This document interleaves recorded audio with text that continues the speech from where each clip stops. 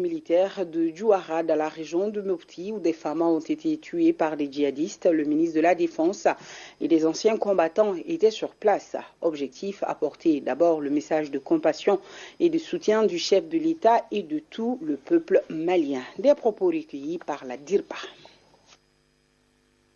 Je suis venu au nom du président de la République, chef suprême des armées, me recueillir sur la tombe des soldats qui sont tombés et en même temps apporter le message d'encouragement et de sympathie du chef suprême des armées et de l'ensemble du gouvernement aux hommes qui sont sur le terrain.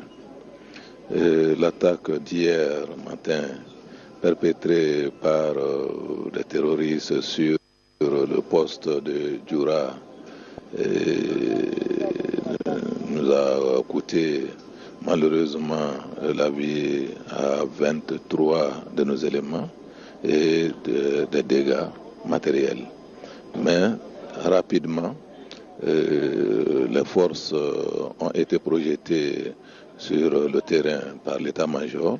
Donc depuis hier matin déjà, le poste a été repris sous le contrôle des forces.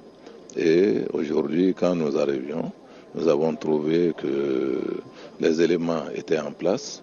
Et dans l'entretien que nous avons eu avec eux, nous leur avons indiqué que cette situation fait de la peine pour tous les Maliens et qu'ils ont le soutien et l'encouragement de l'ensemble du peuple malien. Ce que nous pouvons dire déjà au regard des informations que nous avons sur les auteurs de cette attaque, c'est qu'elle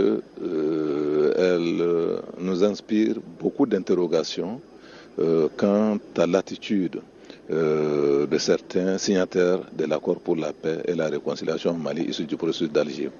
Nous pensons qu'aujourd'hui, le Mali a besoin que tous s'engagent de façon sincère dans l'application de l'accord.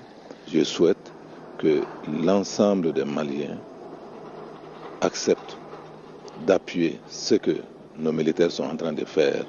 Notamment, je l'ai rappelé aux responsables de la commune de Djoura, ceux auprès de qui évoluent nos forces doivent comprendre qu'il est impératif qu'ils coopèrent avec les hommes, qu'ils les informent, parce que nous sommes dans une guerre asymétrique dans laquelle le renseignement est un élément central.